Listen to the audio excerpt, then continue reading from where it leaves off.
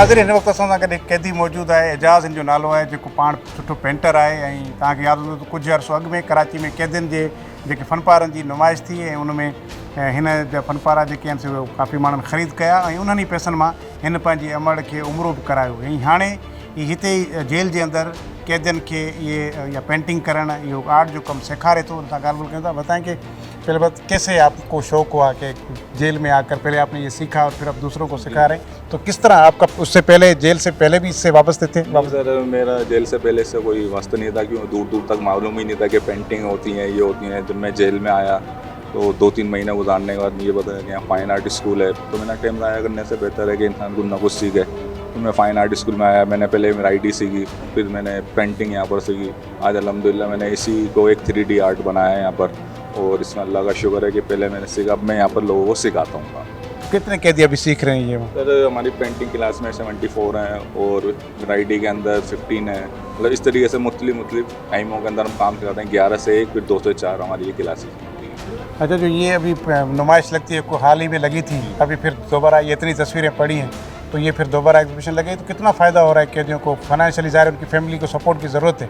चलो आप तो सीख रहे हैं, आप तो यहाँ वक्त भी गुजर रहा है, लेकिन फैमिली को कितनी सपोर्ट हो रही है? इसमें ब्रिगेड हमारे शुगर हम अपने जेल इंतज़ामिया को, खासतौर हमारे DIG साहब मोहम्मद हसन साहब, हमारे एहसान साहब, जितने भी अफसरान हैं इनका, कि हमें शुक्र है कि हमें एक यहाँ पर प्लेटफार्म दिया हुआ है, एक फ़ाइन आर्ट स्कूल दिया, अपनी इस्लाह करने के लिए कुछ दिया हुआ है, ताकि हम यहाँ पर सीखते हैं और जो हमारी इनकम होती है, पेंटिंग हमारी सेल आउट होती है, उससे हम अपनी फैमिली को सेट।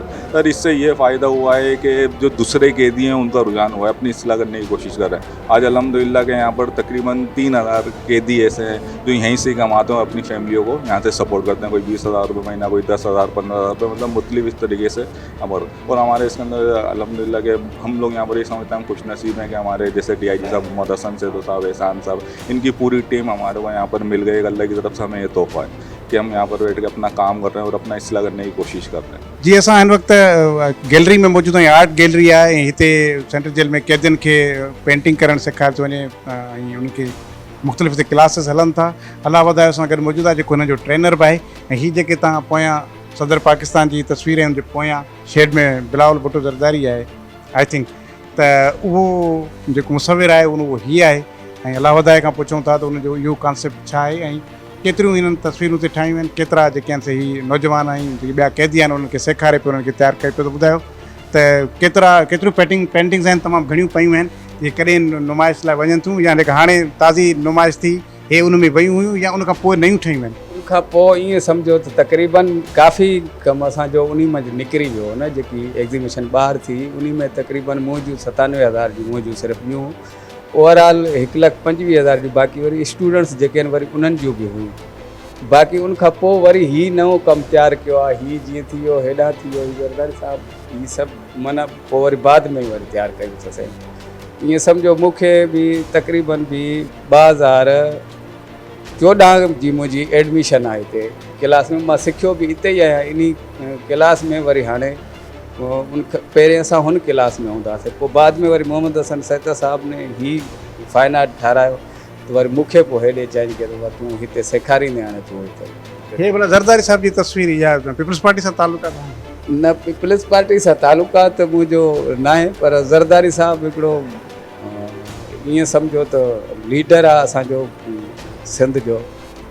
ईअं सम्झो त हक़ीक़त इहा आहे त हिन वक़्तु अगरि जेके माहौल पाकिस्तान जा हलनि था पिया उन में ईअं सम्झो त ज़रदारी साहिब जी ज़रूरत हुई सदर थिए। ऐं अञा बि कुझु अहिड़ा अख़्तियारात आहिनि जेके उनखे शायदि मुंहिंजे ख़्याल में उनजे वस में कोन्हनि के, जंहिंजे करे माना ही हालत आहे पाकिस्तान जी। जे अगरि इनखे मुकमल अख़्तियार जीअं पहिरें ॾिना विया हुया, वज़ीर आज़म हिननि जो अचे थो, अगरि ईअं थी वज़ीर आज़म थी थो वञेसि त को मसइलो बि कोन्हे को, हीउ पाकिस्तान इन हाल में न हूंदो, वरी माना कंहिं ॿी मंज़िल ते हूंदो। इन जे करे मूं हीअ तस्वीर ठाही इनजी, त माना तस्वीर जंहिंजी बि ठाहिबी आहे उनखे वरी नए सिरे यादि कबो आहे। मतिलबु हाणे जेका नुमाइश लॻंदी उन में सभिनी तस्वीरुनि सां गॾोगॾु हे तस्वीर बि उते नुमाइश में मौजूदु हूंदी? बिल्कुलु मौजूदु हूंदी, ईअं सम्झो। इनशाला इनखे बि मां मोकिलींदुमि, इन करे ठाही। ॾिसूं था हाणे कहिड़ो जियालो हिनखे तव्हां खां ख़रीद करे थो। बाबा हाणे हिनजी मूंखां कई दोस्त आया आहिनि हिते बि वठण जे लाइ, उन्हनि चयो त बाबा हिनजी केतिरी रक़म? मां चयो ज़रदारी साहिब जी असां मिठाई चई सघूं था, बाक़ी हाणे उनजो मुल्ह त हाणे पूरी सिंध उन जीअं पर अल बल्कि पाकिस्तान हाणे उनजो मुल्ह मां नथो लॻाए सघां, तो जेको जीअं लॻाए सघे थो।